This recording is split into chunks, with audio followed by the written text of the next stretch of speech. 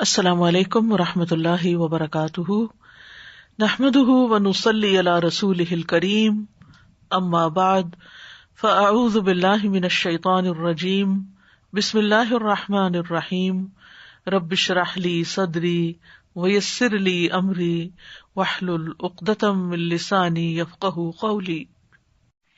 فَهَلْ يَنظُرُونَ إِلَّا السَّاعَةَ أَن تَأْتِيَهُم بَغْتَةً فَقَدْ جَاءَ أَشْرَاطُهَا فَأَنَّىٰ لَهُمْ إِذَا جَاءَتْهُمْ ذِكْرَاهُمْ۔ تو کیا یہ لوگ بس قیامت ہی کے منتظر ہیں کہ وہ اچانک ان پر آ جائے؟ اس کی علامتیں تو ظاہر ہو چکی ہیں، یعنی اس کا آنا بھی یقینی ہے کیونکہ علامتیں ظاہر ہو گئیں۔ جب وہ خود ہی آ جائے گی تو ان کے لیے نصیحت حاصل کرنے کا موقع کہاں باقی رہے گا، لہذا ہمیں آج نصیحت حاصل کرنی چاہیے اس کی علامات سے۔ یہ بات ہم سب جانتے ہیں کہ قیامت کا آنا برحق ہے اور یہ ہمارے ایمان کا حصہ ہے۔ قرآن مجید میں اللہ سبحانہ وتعالیٰ سورۃ الحج میں فرماتے ہیں، ذالک بأن اللہ هو الحق وأنہ یحیی الموتى وأنہ علی کل شیء قدیر وأن الساعة آتیۃ لا ریب فیہا وأن اللہ یبعث من فی القبور۔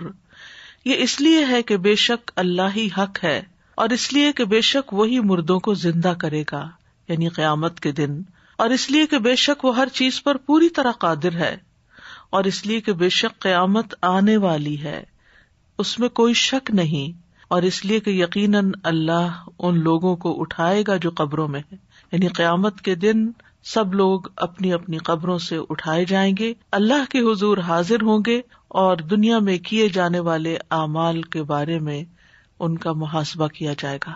تو اللہ سبحانہ وتعالیٰ ہمیں اس بڑے دن کے شر سے محفوظ رکھے۔ ذَلِكَ بِأَنَّ اللَّهَ هُوَ الْحَقُّ وَأَنَّهُ يُحْيِي الْمَوْتَى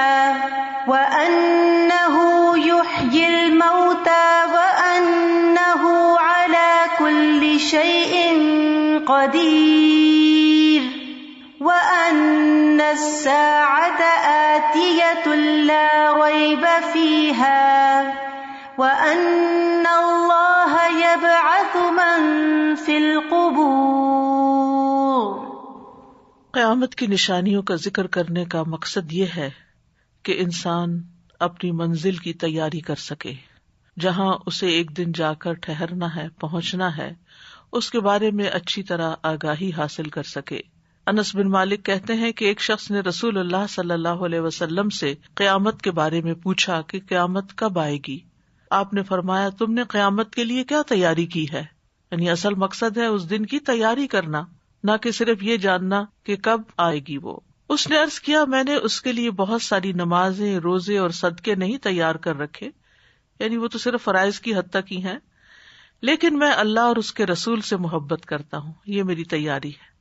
نبی صلی اللہ علیہ وسلم نے فرمایا، پھر تمہارا حشر بھی انہی کے ساتھ ہوگا جن سے تمہیں محبت ہے۔ ابن رجب رحمہ اللہ کہتے ہیں کہ پس قیامت کب آئے گی؟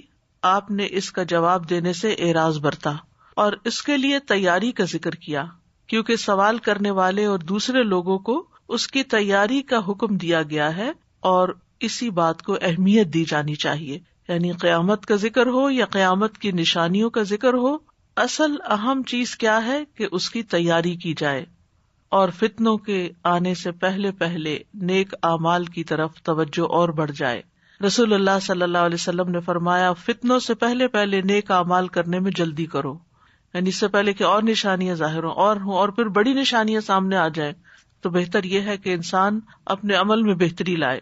علامات قیامت ظاہر ہونے سے پہلے عمل کرنے کا وقت ہے، کیونکہ جب علامات نازل ہو جائیں گی تو لوگوں کو دہشت ناک کر دیں گی، لوگ ڈر جائیں گے، گھبرا جائیں گے، اور اس ڈر اور گھبراہٹ میں وہ عمل کرنا بھول جائیں گے، یا ان کے لیے توبہ کا دروازہ بند کر دیا جائے گا۔ اس لیے توبہ کا دروازہ بند ہونے سے پہلے پہلے انسان توبہ کرے، اللہ کی طرف لوٹ آئے، اس سے پہلے کہ عمل کرنے میں مشکل آ جائے، نیک عمل کر لے۔ امام نووی رحمہ اللہ کہتے ہیں کہ اس حدیث کا معنی ہے کہ اس میں نیک اعمال کی طرف جلدی کرنے کی ترغیب دی جا رہی ہے، اس سے پہلے کہ عمل کرنے مشکل ہو جائیں اور انسان ان سے مشغول ہو جائے، ان مشغول کر دینے والے فتنوں کی وجہ سے جو بہت کثرت سے ہوں گے. یعنی جو وقت آگے جا رہا ہے، قریب آ رہا ہے، فتنے زیادہ ہوتے جا رہے ہیں، بڑھتے چلے جا رہے ہیں، اور جو چاندنی رات کے اندھیروں کی طرح نہیں بلکہ کالی اندھیری رات کے اندھیروں کی طرح تہ بتہ ہوں گے. یعنی چاندنی رات میں بھی اندھیرے کا ایک تاثر ہوتا ہے لیکن کم، لیکن جب چاند نہیں ہوتا تو اندھیرا شدید ہو جاتا ہے. نبی صلی اللہ علیہ وسلم نے ان فتنوں کی سختیوں کی کچھ اقسام کو بیان کیا ہے، اور ان میں سے ایک یہ ہے کہ بندہ شام کو مومن ہوگا اور صبح کافر ہو جائے گا، یا اس کے برعکس ہوگا. اس کی وجہ یہ ہوگی کہ فتنے بہت سنگین ہوں گے کہ ایک ہی دن میں انسان کے اندر اتنی خطرناک تبدیلی پیدا ہو جائے گی. تو بہرحال ہمیں فکر کرنی چاہیے اپنے ایمان کی، اعمال صالح کی، اور اس دن کو اپنی نگاہوں کے سامنے رکھ کر یہ زندگی گزارنی چاہیے. وہ کام کرنے چاہیے جو اس دن فائدہ دیں گے، اور ان چیزوں سے اجتناب کرنا چاہیے جو اس دن نقصان کا باعث بننے والی ہیں. تو آج ہم انشاءاللہ ایمانیات سے متعلق علامات قیامت کو دیکھیں گے کہ انسان کے ایمان میں کیسے کیسے فتنے ہوں گے. اس میں سے پہلی چیز یہ ہے کہ امت میں شرک آ جائے گا.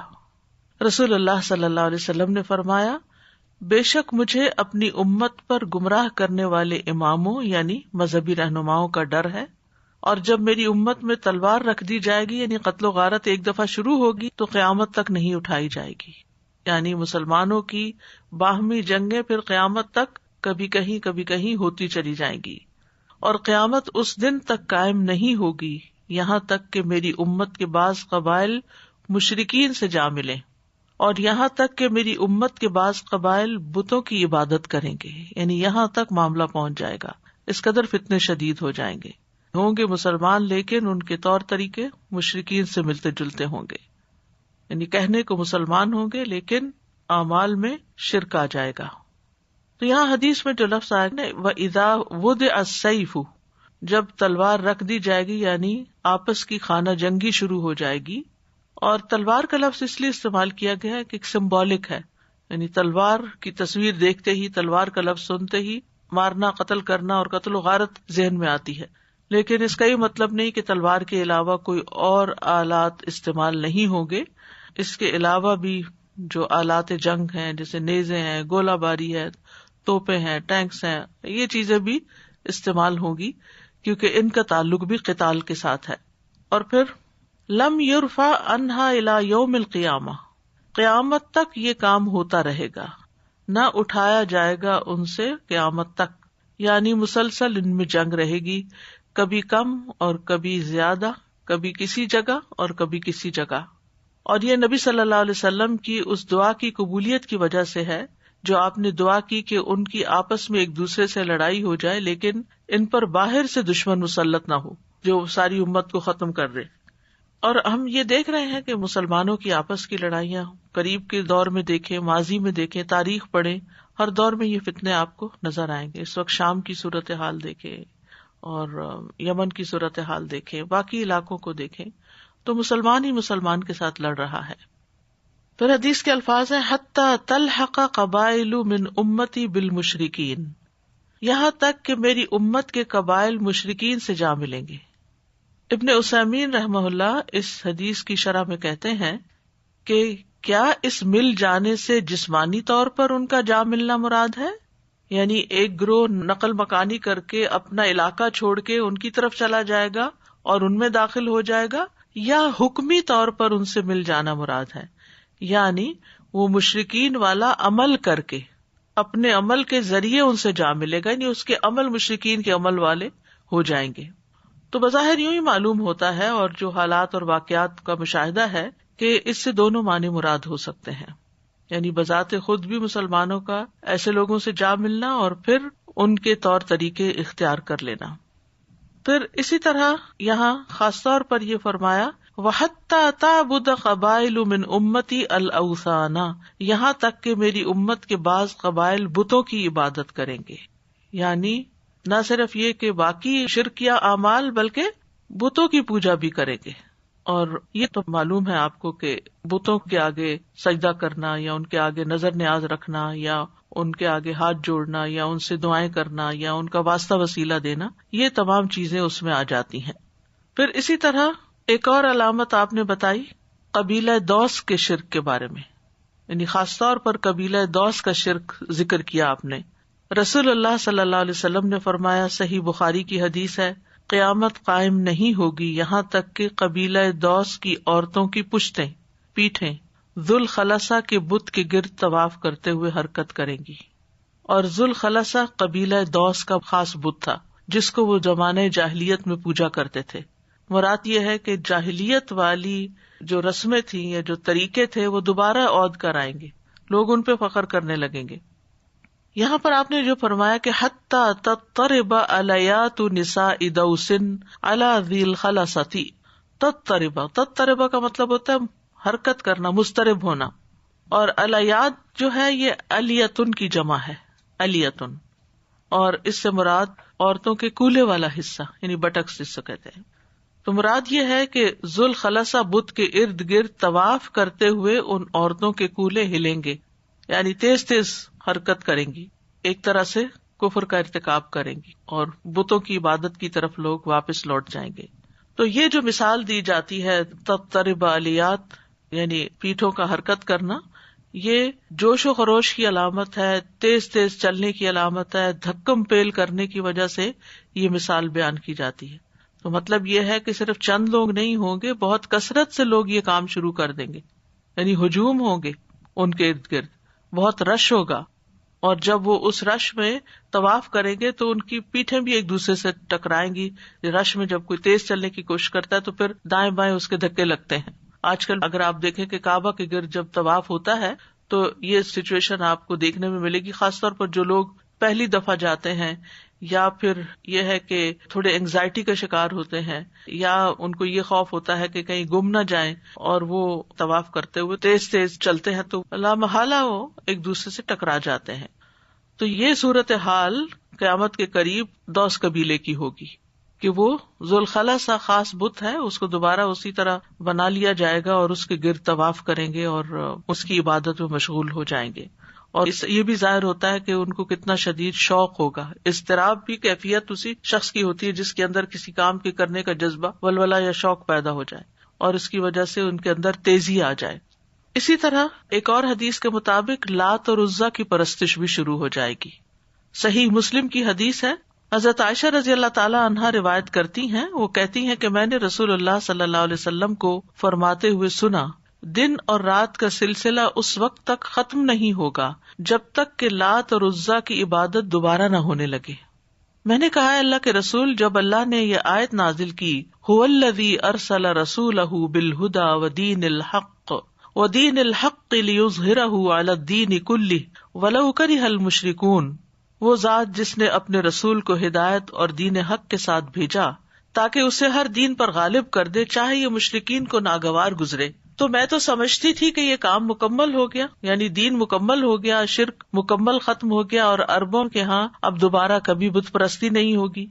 تو آپ نے فرمایا کہ اس میں سے جو اللہ نے چاہا وہ ان قریب ہوگا، پھر اللہ ایک پاکیزہ ہوا بھیجے گا جو ہر اس شخص کو موت کے حوالے کر دے گی جس کے دل میں رائی کے دانے برابر بھی ایمان ہوگا۔ باقی وہی لوگ رہ جائیں گے جن میں کوئی خیر موجود نہ ہوگی اور وہ اپنے آباء و اجداد کے دین پر واپس چلے جائیں گے۔ ابن بطال کہتے ہیں کہ اس حدیث سے اور اس جیسی احادیث سے یہ مراد نہیں ہے کہ روئے زمین کے تمام کناروں سے دین ختم ہو جائے گا، یعنی مکمل طور پر نہیں، ایسا نہیں کہ دین میں سے کچھ باقی نہ بچے، کیونکہ یہ دین قیامت تک باقی رہے گا۔ تو مراد یہ کہ اس خاص علاقے میں عربوں کے ہاں لات و عزا کی پرستش شروع ہو جائے گی، لیکن اس کا یہ مطلب نہیں کہ ساری دنیا میں یہ شروع ہو جائے گا۔ کچھ اور علاقے ایسے بھی ہوں گے کہ جہاں دین اگرچہ قیامت کے قریب کمزور ہو جائے گا، اجنبیت کی طرف لوٹ جائے گا، لیکن بہرحال کچھ نہ کچھ رہے گا بھی۔ پھر جھوٹی نبوت کا فتنہ، یہ قیامت کی ایک اور علامت ہے۔ ایمانیات میں سے پہلی چیزیں تو اللہ کے حقوق کے بارے میں تھی، اور یہاں رسول اللہ صلی اللہ علیہ وسلم کے حق کے بارے میں بات کی جا رہی ہے۔ سنن الترمذی کی روایت ہے، ابو ہریرہ کہتے ہیں کہ رسول اللہ صلی اللہ علیہ وسلم نے فرمایا، قیامت اس وقت تک قائم نہ ہوگی یہاں تک کہ تقریباً 30 دجال اور کذاب نکلیں، اور ان میں سے ہر ایک یہ دعویٰ کرے گا کہ وہ اللہ کا رسول ہے۔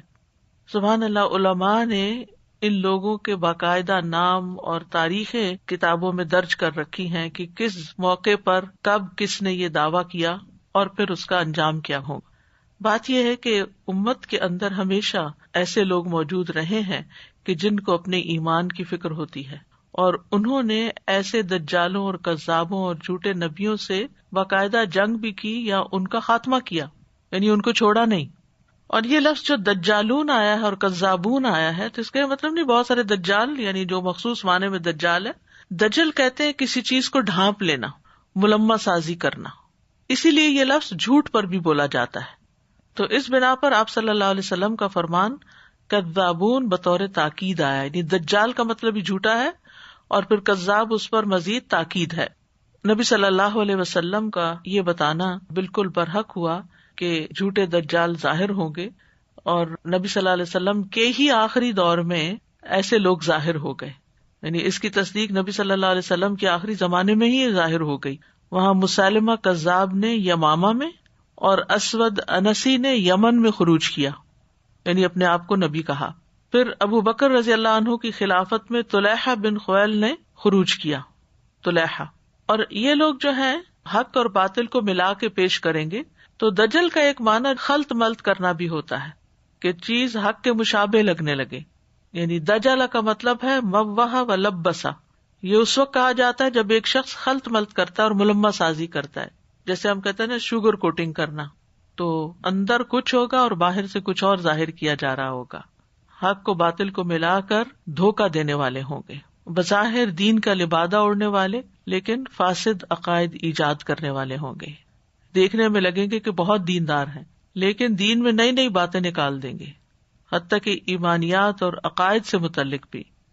اور میرات المفاتیح میں آتا ہے کہ یہ حدیث اس معنی پر محمول کی جائے جو محدثین کے ہاں مشہور ہے کہ ان سے مراد وہ احادیث ہیں جو من گھڑت ہیں، یعنی جھوٹی احادیث کے بیان کرنے کی بات، یعنی دجل جو ہے۔ پھر اسی طرح جہاں نبی صلی اللہ علیہ وسلم کی آخری نبوت اور ختم رسالت کے بعد لوگ نبوت کے دعوے کریں گے، وہاں آپ سے بے انتہا محبت کرنے والے بھی دنیا میں آئیں گے، اس کی بھی پیشن گوئی کی گئی ہے۔ صحیح ابن حبان میں آتا ہے، ابو ہریرہ رضی اللہ عنہ سے مروی ہے، وہ کہتے ہیں کہ رسول اللہ صلی اللہ علیہ وسلم نے فرمایا، قسم ہے اس ذات کی جس کے ہاتھ میں میری جان ہے، تم میں سے کسی ایک پر ضرور ایسا دن آئے گا کہ وہ مجھے نہیں دیکھے گا، یعنی میں فوت ہو جاؤں گا اور پھر لوگ مجھے دیکھ نہیں پائیں گے، اور پھر اس کے بعد ایسا وقت آئے گا کہ میرا دیدار کرنا اس کو اپنے اہل و عیال اور اپنے مال سے زیادہ محبوب ہوگا۔ یعنی ایسے لوگ میری امت میں آئیں گے جو مجھ سے اتنی محبت رکھتے ہوں گے کہ جو اپنا سارا مال دینے کو تیار ہو جائیں، اپنے اہل و عیال کو چھوڑ دینے پہ تیار ہو جائیں، صرف اس لیے کہ وہ مجھے دیکھ سکیں۔ یعنی ایسی شدید محبت رکھنے والے آئیں گے۔ ہم سب کو بھی اپنے دلوں کا جائزہ لینا چاہیے کہ ہمارے دل میں رسول اللہ صلی اللہ علیہ وسلم کو دیکھنے، ان سے ملاقات کرنے کا کتنا شوق ہے، اور پھر خاص طور پر قیامت کے دن حوض کوثر پر آپ کے ہاتھوں پانی پینے کا کتنا شوق ہے۔ اس کے لیے سنت کی پیروی بہت ضروری ہے، اور سنت کو حقیر نہیں سمجھنا چاہیے، معمولی نہیں سمجھنا چاہیے۔ اور پھر صرف سنت کی پیروی کافی نہیں، بدعت سے بچنا بھی چاہیے، یعنی وہ چیزیں جو دین کے نام پر گھڑ لی گئیں، جو دین کا حصہ نہیں، نئی نئی ایجادات جن کو بظاہر دین کی بات کہہ کے بتایا جاتا ہے، حالانکہ اس کی کوئی دلیل یا کوئی اس کی نظیر ہمیں نبی صلی اللہ علیہ وسلم یا صحابہ کے دور میں یا تابعین اور تبع تابعین کے دور میں نہیں ملتی، اور بعد کے ادوار میں وہ نیکی کے کام شروع ہوئے، سو کالڈ نیکی کے، کیونکہ وہ نیکی تو ہو ہی نہیں سکتی جس کی اصل قرآن و سنت میں موجود نہ ہو۔ پھر اس کے بعد ہے تقدیر کا انکار۔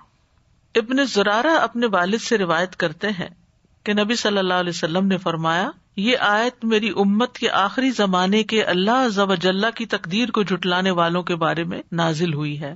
ذوقوا مس سقر انا کل شیء خلقناہ بقدر، چکھو آگ کا چھونا، بے شک ہم نے جو بھی چیز ہے اسے ایک اندازے کے ساتھ پیدا کیا ہے۔ تو علماء کہتے ہیں کہ یہاں پر مس سقر یعنی جہنم کی آگ میں جلو کیونکہ تم تقدیر کا انکار کیا کرتے تھے، یہ مراد ہے۔ کیونکہ خود نبی صلی اللہ علیہ وسلم نے اس بارے میں فرمایا یہ آیت میری امت کے آخری زمانے میں اللہ عز و جل کی تقدیر کو جھٹلانے والوں کے بارے میں نازل ہوئی ہے کہ تقدیر وغیرہ کچھ نہیں، وہی ہوتا ہے جو انسان کرتا ہے، اور اللہ تعالیٰ کو پہلے سے کچھ معلوم نہیں. جب انسان کوئی کام کر لیتا ہے تو پھر اللہ کو پتہ چلتا ہے. اس قسم کے فاسد عقائد ہیں لوگوں کے. جبکہ تقدیر کے جو 4 کمپوننٹس ہیں اس میں سب سے پہلے یہ کہ اللہ سبحانہ تعالیٰ نے ہر چیز کو پیدا کیا، اللہ تعالیٰ کو ہر چیز کا علم ہے اور اس علم کو لکھا گیا، اور پھر یہ ہے کہ اللہ تعالیٰ ہی بندوں کے اعمال کا خالق ہے. پھر قیامت کی نشانیوں میں سے اور ایمان میں خلل ڈالنے والی چیزوں میں سے ایک ہے ستاروں پر ایمان لانا، ستاروں کو ماننا.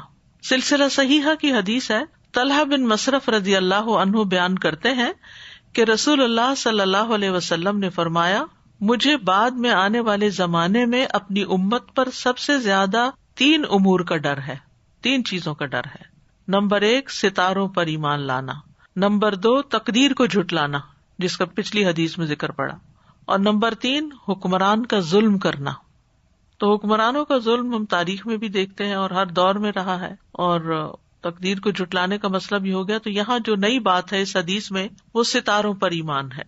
وَإِيمَانًا بِالنُّجُومِ حدیث کے الفاظ ہیں، یعنی اس عقیدے کی تصدیق کرتے ہوئے کہ ستاروں کی دنیا میں تاثیر ہے، یعنی سمپل لفظوں میں ستارے ہماری قسمتوں پر اثر انداز ہوتے ہیں. یہ سوچ ایمان کے منافی ہے. امام بخاری اپنی کتاب میں رقم تراز ہے کہ قتادہ رحمہ اللہ نے کہا اللہ نے تاروں کو 3 مقاصد کے لیے پیدا کیا، آسمان کی زینت، شیاطین کو مارنے کے لیے، اور رہنمائی حاصل کرنے کے لیے بطور علامات. لہٰذا اگر کوئی شخص تاروں کا کوئی اور مقصد بیان کرتا ہے تو وہ غلطی پر ہے، اپنے وقت کو ضائع کر رہا ہے، وہ ایسی چیز کے بارے میں تکلف کر رہا ہے جس کا اسے علم نہیں، یعنی وہ اس بارے میں جانتا نہیں. لہذا ایسی کتابوں کا مطالعہ جس میں برجوں کے بارے میں لکھا ہوتا ہے کہ کون کس برج کے تحت پیدا ہوا، کس تاریخ کو پیدا ہوا، اور پھر اس برج کی وجہ سے کیونکہ یہ فلاں ستارے کے طلوع ہونے کے وقت پیدا ہوا تھا اس لیے اس کی زندگی میں یہ اور یہ فائدے اور ایسے ایسے ناکامیاں ہیں، یہ بات درست نہیں ہے. ہم جانتے ہیں کہ ستارے اللہ سبحانہ تعالیٰ کی تخلیق ہیں، وہ اللہ کے تابع ہیں اور وہ اللہ تعالیٰ کو سجدہ کرتے ہیں. سورۃ الحج 18 میں فرمایا الم تر ان اللہ یسجد لہ من فی السماوات ومن فی الارض والشمس والقمر والنجوم والجبال والشجر والدواب وکثیر من الناس. کیا تم دیکھتے نہیں کہ اللہ ہی کے لیے سجدہ کر رہی ہے ہر وہ چیز جو آسمانوں میں ہے اور جو زمین میں ہے، اور سورج بھی ایک سیارہ ہے، سورج اور چاند اور ستارے اور پہاڑ اور درخت اور سب جاندار اور بہت سے انسان بھی، یہ سب کیا ہیں؟ اللہ کے آگے سجدہ کر رہے ہیں. تو جو خود اللہ کے آگے جھکے ہوئے ہیں ان کی اپنی کیا مجال ہے کہ کسی کی قسمت میں کوئی دخل اندازی کریں یا ان کے ہاتھ میں کوئی اختیار آ گیا؟ ایسا کچھ بھی نہیں. اللہ سبحانہ تعالیٰ نے ان ستاروں کو بندوں کے فائدوں کے لیے مسخر کر رکھا ہے. الاعراف 54 میں فرمایا والشمس والقمر والنجوم مسخرات بامرہ، سورج اور چاند اور ستارے اس کے حکم سے مسخر ہیں. پھر اسی طرح سورۃ النحل 16 میں فرمایا کہ وہ علامات و بالنجم ہم یہتدون، اور علامتیں ہیں یہ اور ستاروں سے وہ راہ پاتے ہیں. تو اس سے یہ پتہ چلتا ہے کہ سمندر اور خشکی کے اندھیروں میں ستاروں سے قافلے، مسافر لوگ اپنے رستے تلاش کرتے ہیں. سورۃ الانعام 97 میں فرمایا وَهُوَ الَّذِي جَعَلَ لَكُمُ النُّجُومَ لِتَهْتَدُوا بِهَا فِي ظُلُمَاتِ الْبَرِّ وَالْبَحْرِ قَدْ فَصَّلْنَا الْآيَاتِ لِقَوْمٍ يَعْلَمُونَ. وہی ہے جس نے تمہارے لیے ستاروں کو بنایا تاکہ تم خشکی اور سمندر کے اندھیروں میں راہ پا سکو. یقیناً ہم نے آیات کو کھول کر بیان کر دیا ہے اس قوم کے لیے جو علم رکھتے ہوں. پھر اسی طرح یہ ہے کہ ستارے آسمان کی زینت بھی ہیں. سورۃ الملک 5 میں فرمایا وَلَقَدْ زَيَّنَّا السَّمَاءَ الدُّنْيَا بِمَصَابِيحَ وَجَعَلْنَاهَا رُجُومًا لِلشَّيَاطِينِ وَأَعْتَدْنَا لَهُمْ عَذَابَ السَّعِيرِ. اور ہم نے آسمان دنیا کو زینت دی ہے چراغوں کے ساتھ، یعنی ستاروں کے ساتھ، اور ہم نے ان کو شیاطین کو مار بھگانے کا ذریعہ بھی بنایا. تو ایک اور چیز بھی اس میں آ گئی، یعنی خوبصورتی کے ساتھ ساتھ ان کے ذریعے شیاطین کو بھگایا جاتا ہے. اور ہم نے ان کے لیے بھڑکتے ہوئے آگ کا عذاب تیار کر رکھا ہے. اور ہمیں معلوم ہے کہ سورج اور چاند جب ان کو گہن لگتا ہے، یعنی وہ خود گہنا جاتے ہیں، تو ہمیں کیا حکم دیا گیا ہے کہ ہم صلاۃ کسوف اور خسوف پڑھیں. اور پھر جب آپ کے بیٹے ابراہیم کی وفات ہوئی تھی تو سورج گہنا گیا تھا، تو لوگوں نے سمجھا کہ شاید یہ آپ کے بیٹے کی وفات کی وجہ سے ہوا ہے. تو اس وقت بھی آپ نے فرمایا کہ ایسا نہیں ہے، وہ تو اللہ کی نشانیوں میں سے ایک نشانی ہے، یعنی سورج کے گہنانے کا کوئی اثر ان کے بیٹے کی وفات پر نہیں ہے، یعنی وہ قسمتوں پر اثر انداز نہیں ہوتے. تو جس طرح بہت سی اور نشانیاں ہیں، اسی طرح ستارے بھی نشانی ہے. اور جب کبھی ان کے اندر کوئی ایسی خطرناک قسم کی تبدیلی ہو، جیسے شہاب ثاقب کی بارش ہو سکتی ہے، ستارے ٹکراتے ہیں، زمین کے ساتھ ٹکرا سکتے ہیں، کوئی ایسی خبر آئے یعنی کہ اس کا کوئی اندیشہ ہو یا خسوف ہو تو انسان کو پھر کیا کرنا چاہیے کہ انسان پھر نیک اعمال کے ذریعے اللہ تعالیٰ کی طرف رغبت کرے اور صدقہ، خیرات، دعا اور اچھے کاموں کے ذریعے ان چیزوں کے مصائب سے بچے. لیکن اگر کوئی یہ سمجھتا ہے کہ ستارے ہماری زندگی میں اثر رکھتے ہیں تو یہ بات درست نہیں. ایک ہے علم تاثیر اور ایک ہے علم رہنمائی. اور علم تاثیر کے پھر آگے 3 اقسام ہیں. نمبر 1 یہ کہ یہ نظریہ رکھا جائے کہ تارے بذات خود اثر انداز ہوتے ہیں، ان کے اندر طاقت ہے، اختیار ہے کہ وہ بندوں کی قسمت پہ اثر انداز ہو جائیں. یعنی ان کے بارے میں یہ سمجھنا کہ تارے خود ہی حادثات اور نقصان پیدا کرتے تو یہ شرک اکبر ہے. ٹھیک ہے، یعنی فلاں ستارے کی وجہ سے زلزلہ آیا ہے مثلاً کوئی کہے، یا ستارے کی وجہ سے بارش ہوئی ہے، یعنی ستارہ سبب بنا بارش لانے کا، تو یہ پھر شرک اکبر ہے.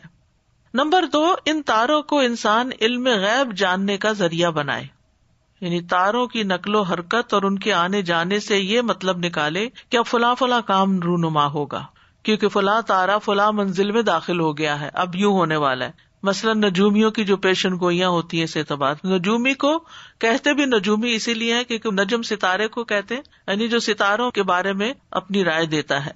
اسی طرح اگر کوئی نجومی یہ کہے کہ فلاں شخص کی زندگی بڑی کٹھن ہوگی کیونکہ اس کی پیدائش فلاں تارے کے وقت ہوئی، تو یہ بات درست نہیں. اور فلاں کی زندگی خوشحال ہوگی کیونکہ اس کی پیدائش فلاں تارے کے وقت ہوئی. تو ایسا شخص حقیقت میں تاروں کو علم غیب جاننے کا وسیلہ اور ذریعہ بنا رہا ہے، کازیشن یعنی کاز سمجھ رہا ہے، حالانکہ غیب کا دعویٰ کرنا کفر ہے. ایسا شخص بھی اسلام کے دائرے سے پھر خارج ہو جاتا ہے، کیونکہ اللہ تعالیٰ فرماتے ہیں قُل لَا يَعْلَمُ مَن فِي السَّمَاوَاتِ وَالْأَرْضِ الْغَيْبَ إِلَّا اللَّهُ، کہہ دیجیے اللہ کے سوا آسمانوں اور زمین میں جو بھی ہے غیب نہیں جانتا. ٹھیک ہے، تو یہاں حصر ہے، لا یعلم من فی السماوات والارض، جیسے لا الہ الا اللہ ہوتا ہے، مطلب ہے ہی نہیں کوئی جس کے پاس غیب کا علم ہو. اور تیسری چیز جو ہے تاروں کو خیر اور شر کے رونما ہونے کا سبب قرار دے تو یہ شرک اصغر ہے. ٹھیک ہے، یعنی غیب کی خبر جاننا کفر ہے لیکن یہ شرک اصغر ہے. جب کوئی چیز رونما ہو تو فوراً ستارے کے اوپر لے جائے کہ ستارہ طلوع ہو گیا ہے، اس وجہ سے ایسا ہو رہا ہے. یہ اس کو، کیونکہ کسی بھی کام کے ہونے کا اصل مسبب الاسباب تو خود اللہ تعالیٰ ہے، ساری چیزیں جو ہیں وہ اس کے ہی ہاتھ میں ہیں.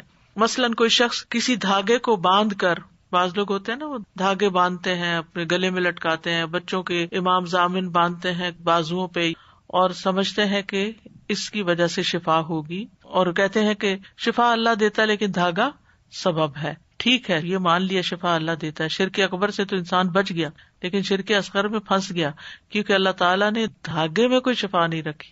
یعنی دوائیوں میں تو اللہ نے رکھی ہے یا اور چیزیں جو ہے، لیکن دھاگے کے اندر تو شفا نہیں ہے. شفا تو اللہ کے ہاتھ میں ہے اور اللہ تعالیٰ نے شفا کے لیے دوائیں اختیار کرنے کا کہا ہے. پھر اسی طرح بارش کے ساتھ اس کا کوئی تعلق نہیں ہے.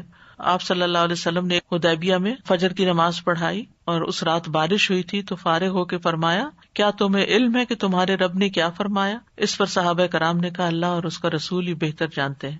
آپ نے فرمایا تمہارے رب نے فرمایا میرے بندوں میں سے کچھ نے مجھ پر ایمان اور کچھ نے کفر کرتے ہوئے صبح کی. چنانچہ جس نے کہا کہ ہمیں اللہ کے فضل اور اس کی رحمت سے بارش ملی تو وہ مجھ پر یعنی اللہ پر ایمان رکھتا ہے اور تاروں سے کفر کرتا ہے. اور جس نے کہا کہ یہ ہمیں فلاں فلاں برج اور تارے کی وجہ سے بارش ملی تو وہ میرے ساتھ کفر کر رہا ہے اور تاروں پر ایمان رکھتا ہے. تو تاروں پر ایمان رکھنا کہ تارے کی وجہ سے یہ ہوتا ہے یہ درست نہیں.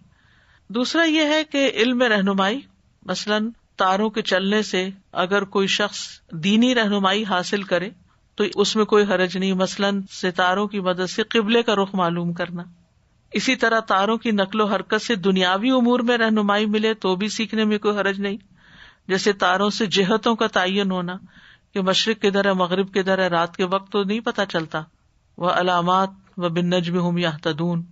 پھر اسی طرح تاروں سے موسموں کا تعین کیا جائے، بعض علماء نے اسے مکروہ سمجھا ہے، بعض نے مباح کہا ہے، کیونکہ عموماً یہ ہوتا ہے کہ مثلا سورج اگر کسی خاص اینگل پہ نکل رہا ہے تو کہتے ہیں سمر شروع ہو گئی، یا کوئی خاص ستارہ نظر آنے لگتا ہے تو لوگ کہتے ہیں اب موسم بدل جائے گا، تو وہ کاز نہیں ہوتا، وہ کو ریلیشن ہوتا ہے کہ جب مخصوص قسم کی تبدیلیاں آسمان پر ہوتی ہیں تو زمین پر بھی مخصوص تبدیلیاں ہو جاتی ہیں۔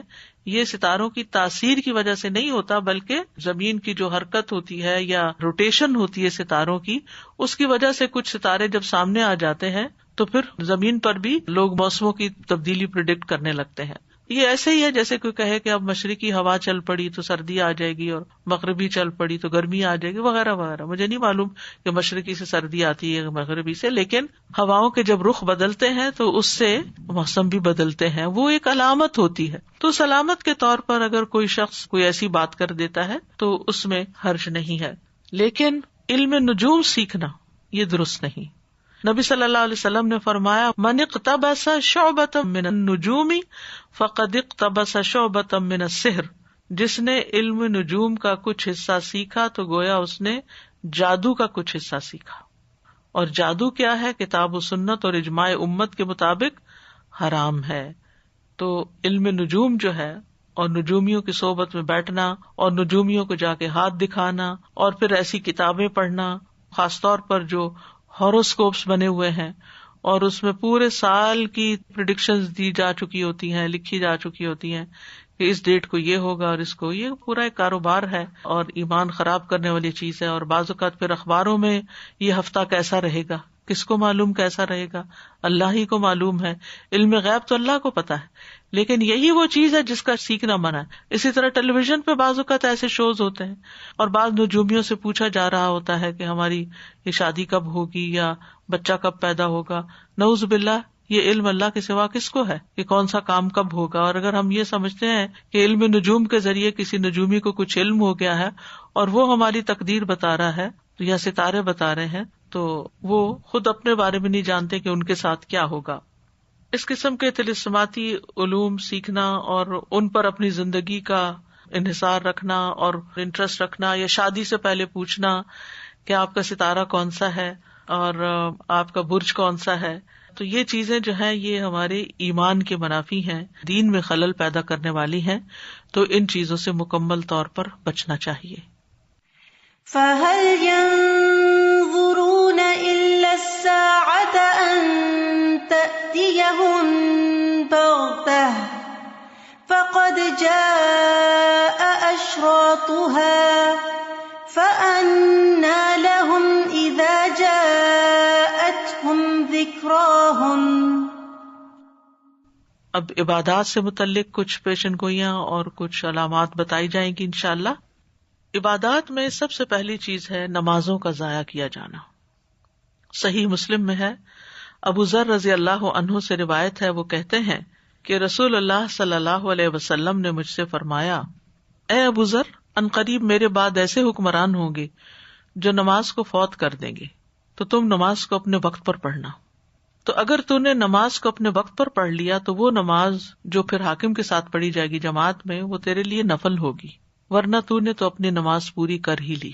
یعنی بہت تاخیر سے پڑھنا، بہت ڈیلے کر کے پڑھنا جو ہے، یہ بھی ناپسندیدہ ہے اور یہ بھی علامات قیامت میں سے ہے۔ پھر ہے طہارت اور دعا میں مبالغہ کرنا۔ رسول اللہ صلی اللہ علیہ وسلم نے فرمایا، عنقریب اس امت میں ایسے لوگ پیدا ہوں گے جو وضو اور دعا میں مبالغہ کریں گے۔ دعا میں حد سے بڑھ جانے سے مراد کیا ہے کہ انسان ایسی دعائیں مانگنا شروع کر دے، ایسی چیزوں کا سوال کرے جن کا وہ حقدار ہی نہیں، اور وہ ایسی چیز مانگے جس میں وہ حد سے بڑھ رہا ہو۔ انسان کو اللہ تعالیٰ سے دعا کرنی چاہیے کہ اللہ اسے جنت میں داخل کر دے اور جہنم سے بچا لے، تو یہ حد سے بڑھنا نہیں ہے۔ لیکن مثلا کوئی کہے، یا اللہ مجھے اس ملک کا سربراہ بنا دے، نہ آپ میں اہلیت، نہ آپ میں قابلیت، اور نہ ہی آپ اس کام کے لیے پیدا ہوئے، اور آپ وہ چیز مانگ رہے ہیں کہ جس کا دور پار کہیں نام و نشان نہیں۔ اسی طرح طہارت میں حد سے بڑھنا کیا ہے کہ انسان ایک عضو کو 3 مرتبہ سے زیادہ دھونا شروع کر دے، یا پھر اتنا پانی استعمال کرے کہ اس کا وسوسہ ہی ختم نہ ہو کہ اس کی طہارت ہو گئی ہے. 3 مرتبہ سے زیادہ دھونا اسراف ہے. وضو تو ایک دفعہ دھونے سے بھی فرض پورا ہو جاتا ہے، 3 دفعہ تک دھونا جو ہے یہ سنت ہے، لیکن 3 دفعہ سے زیادہ دھونا جو ہے یہ اسراف ہے اور حد سے بڑھنا ہے، جس کے لیے لفظ حدیث میں ہے یا تدون فی الطہور، کہ وہ طہور میں یعنی پاکیزگی حاصل کرنے میں، وضو کرنے میں حد سے بڑھ جائیں گے. پھر ہے مساجد پر فخر کرنا. انس رضی اللہ عنہ سے روایت ہے کہ نبی صلی اللہ علیہ وسلم نے فرمایا، قیامت اس وقت تک قائم نہ ہوگی جب تک لوگ مسجدوں پر فخر نہ کریں گے، اپنے اپنے ملکوں کی، اپنے اپنے علاقوں کی، اپنے اپنے شہروں کی، ان کی ڈیکوریشن کے اعتبار سے، ان کی کیپیسٹی کے اعتبار سے، ان کے اندر جو آرائش اور تزئین کی گئی ہے اس اعتبار سے. اسی لیے ایک اور علامت ہے قیامت کی کہ مساجد کو قیامت کے قریب بہت مزین کیا جائے گا، بہت خوبصورت بنایا جائے گا، بہت ڈیکوریٹ کیا جائے گا. رسول اللہ صلی اللہ علیہ وسلم نے فرمایا، جب تم لوگ مساجد کو مزین کرو گے اور مصاحف کو خوبصورت بناؤ گے، یعنی اس کے اوپر سونے کا پانی پھیرا جا رہا ہے، پھول بوٹے بنائے جا رہے ہیں، تو تم پر ہلاکت اور بربادی ہوگی. پھر مساجد کو سیر و تفریح کا مرکز بنا لیا جانا. انس رضی اللہ عنہ سے روایت ہے کہ رسول اللہ صلی اللہ علیہ وسلم نے فرمایا، قیامت کی نشانیوں میں سے یہ بھی ہے کہ مسجدوں کو گزرگاہ بنا لیا جائے گا، یعنی لوگ آئیں گے، اس میں گھومے پھریں گے، سیر کریں گے اور نکل جائیں گے، نہ کوئی نماز، نہ کوئی عبادت، نہ کوئی خشوع، نہ ہی کوئی اور روحانیت. تو آپ آج دیکھ سکتے ہیں کہ اسلامی دنیا میں بہت سی ایسی مساجد ہیں جہاں پر لوگ صرف ریلیکس کرنے کے لیے جاتے ہیں، پکنک منانے کے لیے جاتے ہیں، اور اسی مقصد کے لیے وہ ان کے احاطے میں داخل ہوتے ہیں. بعض سیاح جاتے ہیں اور وہ صرف تصاویر لے کر وہاں سے نکل آتے ہیں، 2 رکعت نماز تک ادا نہیں کرتے. بعض مسجدوں کو لٹرلی گزرگاہ بنا لیا جاتا ہے شارٹ کٹ کی وجہ سے، کہ ایک دروازے سے داخل ہوئے اور دوسرے سے بس نکل گئے، تاکہ اپنا رستہ مختصر کر لیں، لمبے رستے سے باہر سے گھوم کر نہ جانا پڑے، یا سردی گرمی سے بچ سکیں تو چلے مسجد کے اندر سے ہی نکل جاتے ہیں. یعنی ان کا مقصد یہ نہیں ہوتا کہ وہ جماعت کے ساتھ نماز ادا کریں یا تحیۃ المسجد ادا کریں، نہ ہی مساجد میں ہونے والی علمی مجالس میں وہ داخل ہوتے ہیں یا حاضر ہوتے ہیں. یعنی دیگر مقاصد کے لیے استعمال کرنا، ان مقاصد کے علاوہ جن کے لیے دراصل مسجد بنی ہے. پھر اسی طرح سلسلہ صحیحہ میں آتا ہے، رسول اللہ صلی اللہ علیہ وسلم نے فرمایا ہے کہ یہ بھی علامات قیامت میں سے ہے کہ آدمی 2 رکعت نماز پڑھے بغیر مسجد سے گزر جائے گا. یعنی آئے گا مسجد میں، گپ شپ لگائے گا، بات چیت کرے گا، میل ملاقات کرے گا، کسی سے کوئی کام ہے وہ کرے گا، اور پھر اس کے بعد نماز بھی ادا نہیں کرے گا اور نکل جائے گا. علامہ البانی نے ایک روایت بیان کی ہے کہ نبی صلی اللہ علیہ وسلم کے ساتھی کہا کرتے تھے، کانا اصحاب محمد صلی اللہ علیہ وسلم یقولون، کہ قیامت کی علامات میں سے یہ ہے کہ مساجد میں مذابح بنا لیے جائیں گے. اور مذابح کا مطلب ہے محراب، یعنی یہ عام نمازیوں کی جگہ سے علیحدہ اونچی چبوتروں کی طرح جگہ ہوتی ہیں، یعنی جیسے سٹیج ہوتے ہیں. پھر مساجد میں دنیا کی باتیں ہونے لگیں گی. عبداللہ بن مسعود رضی اللہ عنہ سے روایت ہے کہ رسول اللہ صلی اللہ علیہ وسلم نے فرمایا، آخری زمانے میں ایسے لوگ ہوں گے جو مسجدوں میں حلقوں کی صورت میں بیٹھیں گے، یعنی سرکلز بنا کے بیٹھیں گے. ان کی سب سے بڑی فکر دنیا ہوگی، دین یا آخرت، یا وہ دین کے لیے مسجد میں نہیں حاضر ہوں گے بلکہ دنیاوی مقاصد کے میل ملاپ کے لیے، کہ چلے فلاں مسجد میں چلتے ہیں، وہاں بڑے بڑے بزنس مین آتے ہیں، ان سے دوستی کرتے ہیں، ان سے کوئی بزنس کی ٹپس لیتے ہیں، یا ان کے ساتھ مل کے کوئی بزنس کرتے ہیں. یعنی مقصد عبادت نہیں، اللہ کی اطاعت نہیں، بلکہ دنیا حاصل کرنا. تو وہ مسجدوں میں جا کے بیٹھیں گے، لیکن ان کی سب سے بڑی فکر دنیا ہوگی. یعنی ان حلقات میں بیٹھ کر بھی ان کی گفتگو جو ہے وہ دنیائی کے معاملے میں ہوگی. فرمایا، ایسے لوگوں کے پاس نہ بیٹھنا، بس بے شک اللہ کو ایسوں کی کوئی ضرورت نہیں ہے. یعنی ایسے لوگ جو ہیں ان کی صحبت اختیار نہ کرنا. کیوں؟ کیونکہ انسان اپنے دوست کے دین پر ہوتا ہے. جیسے لوگوں کے ساتھ بیٹھتا ہے ویسا ہی اس کا انٹرسٹ ہو جاتا ہے، ویسی ہی چیزیں اس کا شوق بن جاتی ہیں. اسی طرح صحیح الترغیب والترہیب کی بھی ایک روایت ہے. عبداللہ بن مسعود کہتے ہیں کہ رسول اللہ صلی اللہ علیہ وسلم نے فرمایا، آخری زمانے میں ایسے لوگ ہوں گے جو مساجد میں دنیاوی گفتگو کریں گے، اللہ کو ایسے لوگوں کی کوئی ضرورت نہیں ہوگی.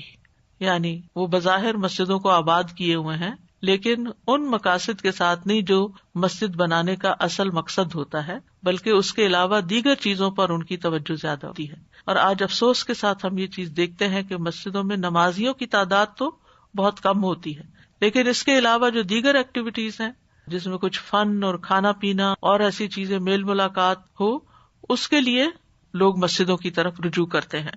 ٹھیک ہے، مسجد مسلمانوں کا ایک کمیونٹی سینٹر بھی ہے، لیکن کمیونٹی کی نیڈس جہاں وہاں پوری ہوتی ہیں اس سے زیادہ تو نمازی وہاں آنے چاہیے اور نمازوں میں لوگوں کی شرکت ہونی چاہیے۔ اب آپ دیکھیں زیادہ تو جمعہ میں زیادہ لوگ ہوتے ہیں، ورنہ یہ کہ اگر کوئی شادی کا انویٹیشن ہو یا اور کسی فنکشن کا تو اس کے لیے لوگ پھر بھی مسجد میں آ جائیں گے، لیکن جب نماز کے لیے حی علی الصلاۃ اور حی علی الفلاح پکارا جاتا ہے تو سننے والے نہیں ہوتے۔ تو اللہ سبحانہ وتعالی ہمیں ان تمام فتنوں سے محفوظ رکھے اور مساجد کی قدر کی توفیق دے اور اپنی عبادات کو اسی طریقے پر کرنے کی جو اللہ تعالیٰ کو پسند ہے۔ رب اعنی علی ذکرک و شکرک و حسن عبادتک۔ فَهَلْ يَنظُرُونَ إِلَّا السَّاعَةَ أَن تَأْتِيَهُم بَغْتَةً فَقَدْ جَاءَ أَشْرَاطُهَا فَأَنَّىٰ لَهُمْ إِذَا جَاءَتْهُمْ ذِكْرَاهُمْ۔ چوتھی چیز ہے قرآن سے متعلق علامات قیامت، قرآن کو گا گا کر پڑھنا۔ رسول اللہ صلی اللہ علیہ وسلم نے فرمایا 6 چیزوں سے پہلے عمل کر لو۔ نمبر 1 بے وقوفوں کی حکومت، نمبر 2 پولیس والوں کی کثرت، نمبر 3 قطع رحمی رشتوں کو کاٹنا، نمبر 4 فیصلوں کی خرید و فروخت یعنی ججز سے فیصلے مال دے کے کروائے جائیں گے، نمبر 5 قتل کو معمولی سمجھنا، نمبر 6 اور نوجوان لڑکے آئیں گے جو قرآن کو گا گا کر پڑھیں گے، وہ ایسے آدمی کو امام بنائیں گے جو نہ فقیہ ہوگا نہ عالم، وجہ صرف یہ ہوگی کہ وہ انہیں گا گا کر قرآن سنائے گا، دین کا کوئی مطلب معنی حقیقت اس کو معلوم نہ ہوگی، ساری کی ساری توجہ خوش الہانی پر ہی ہوگی۔ قرآن کا حلق سے نیچے نہ اترنا، رسول اللہ صلی اللہ علیہ وسلم نے فرمایا ایسے لوگ بھی پیدا ہوں گے جو قرآن مجید تو پڑھیں گے لیکن وہ ان کی ہنسلی کی ہڈی یعنی حلق سے نیچے نہیں اترے گا، جب ان کی ایک لہر اٹھے گی تو اسے روک دیا جائے گا، یہ سلسلہ جاری رہے گا حتیٰ کہ ان لوگوں کے بڑے لشکروں میں دجال ظاہر ہوگا، یعنی قرآن پڑھنے والوں کے بیچ میں سے ہی وہ نکل آئے گا۔ سندھی رحمہ اللہ کہتے ہیں اس حدیث کی تفسیر میں کہ آپ صلی اللہ علیہ وسلم کا فرمان ینشأ نشبن، قاموس میں ناشئ اس لڑکے اور لڑکی کو کہتے ہیں جو بچپن کی حد سے آگے بڑھ جائے، یعنی وہ ایک لہر کی صورت میں آئیں گے، کثرت ہو جائے گی ان کی۔ اور آپ کا فرمان ہے کلما خرج قرن، کہ جب ان میں سے ایک گروہ ظاہر ہوگا قطع کاٹ دیا جائے گا، یعنی اس کو ختم کر دیا جائے گا، جیسے فرقہ حروریہ خوارج کا فرقہ تھا تو حضرت علی رضی اللہ عنہ نے ان کی سرکوبی کر دی تھی۔ حتی یخرج فی ارادہم، یعنی فی خداعہم، یعنی یہاں تک کہ ان کے گھروں سے ان کے آخری آدمی بھی مقابلہ اور مناظرہ کرے گا، یعنی ان کا خاتمہ بھی کیا جائے گا اور پھر آخری آدمی تک ان کو ختم کیا جائے گا، لیکن پھر وہ دوبارہ اٹھ جائیں گے۔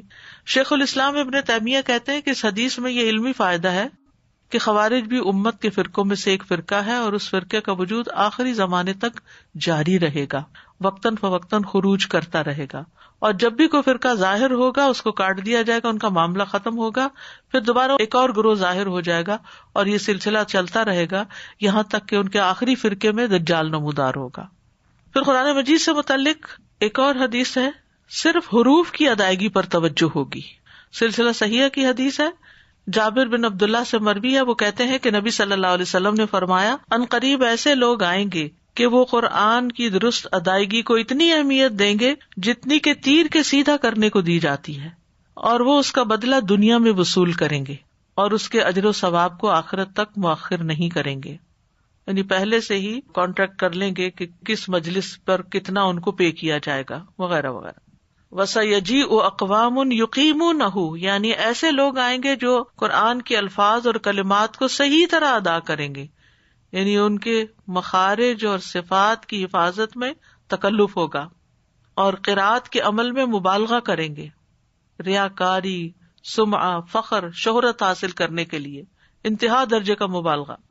طیبی کہتے ہیں کہ اس حدیث کے ظاہر میں تنگی کو ختم کرنے اور حکم کو آسان بنانے کی بات ہے، یعنی بہت تکلف نہیں کرنا چاہیے قرات میں، اور اللہ تعالیٰ سے اجر تلاش کرنے، عمل میں اخلاص کا اظہار کرنے، قرآن کے معنی میں غور و فکر کرنے اور اس کے عجائبات میں غوطہ زن ہونے کی بات ہے، یعنی اس کے برعکس یہ کام کرنا چاہیے۔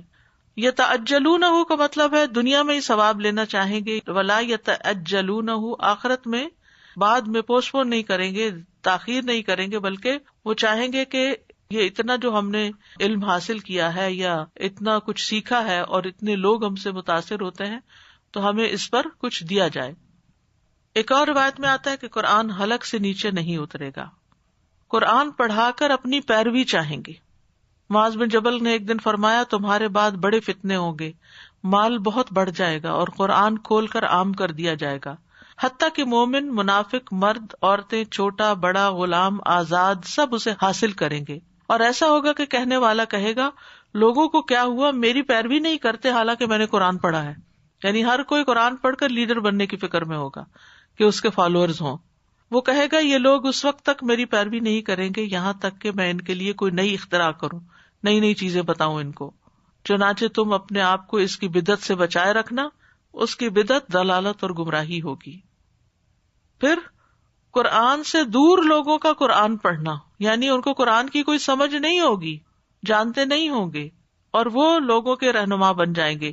رسول اللہ صلی اللہ علیہ وسلم نے فرمایا قیامت کے قریب ہونے کی علامت یہ ہے کہ برے لوگوں کو مرتبوں میں بلند کر دیا جائے گا، ان کا اخلاق اور کردار وہ نہیں ہوگا جتنی ان کو عزت دی جا رہی ہوگی، اور نیک لوگوں کو گرا دیا جائے گا، یعنی ان کا کوئی مقام مرتبہ نہیں رہے گا۔ باتیں زیادہ ہوں گی، عمل محدود ہو جائے گا، اور لوگوں کو مثنات قرآن پڑھائے گا، اور ان میں سے کوئی ایسا نہیں ہوگا جو اس کا رد کرے۔ کہا گیا کہ مثنات سے کیا مراد ہے؟ آپ نے فرمایا جس نے اللہ کی کتاب کے علاوہ سب کچھ لکھا پڑھا ہوگا، یعنی ویسے اس کے پاس بہت ڈگریاں ہوں گی، کتاب اللہ کو پوری طرح نہیں جانتا ہوگا، لیکن لوگوں کو قرآن پڑھانا شروع کر دیں۔ آج کے دور میں بہت سے ایسے لوگ موجود ہیں کہ جنہوں نے کہیں باقاعدہ قرآن مجید کی تعلیم حاصل نہیں کی، صرف دنیاوی ڈگریاں یا کسی وجہ سے شہرت ہو گئی اور انہوں نے قرآن کو تختہ مشق بنا لیا۔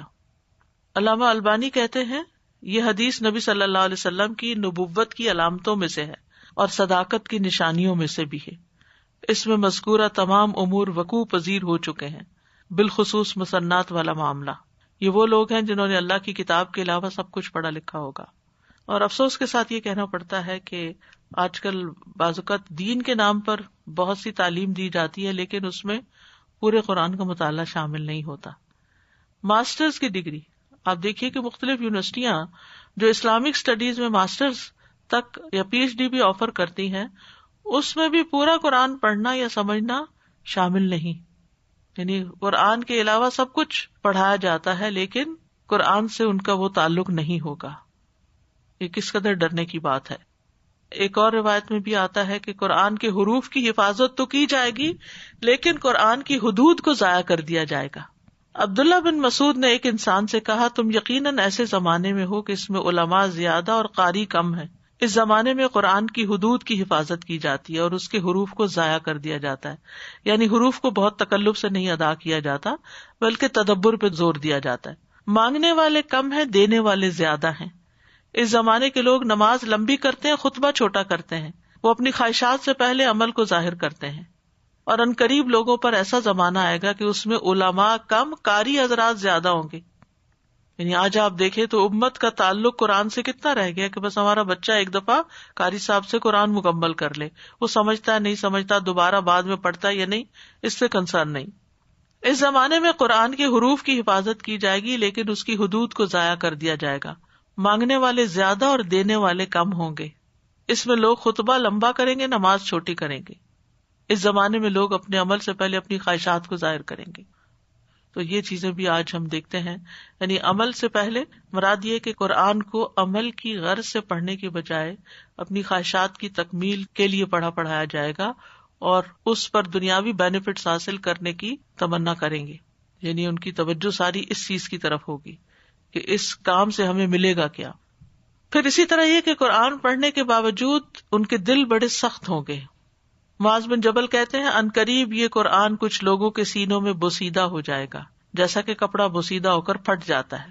وہ اس قرآن کو پڑھیں گے لیکن اس میں کوئی لطف اور لذت نہیں پائیں گے، وہ بھیڑیوں کے دلوں پر بھیڑوں کی کھالیں پہنیں گے۔ ان کا عمل طمع اور لالچ کے لیے ہوگا، لیکن اس میں اللہ کا خوف نہ ہوگا.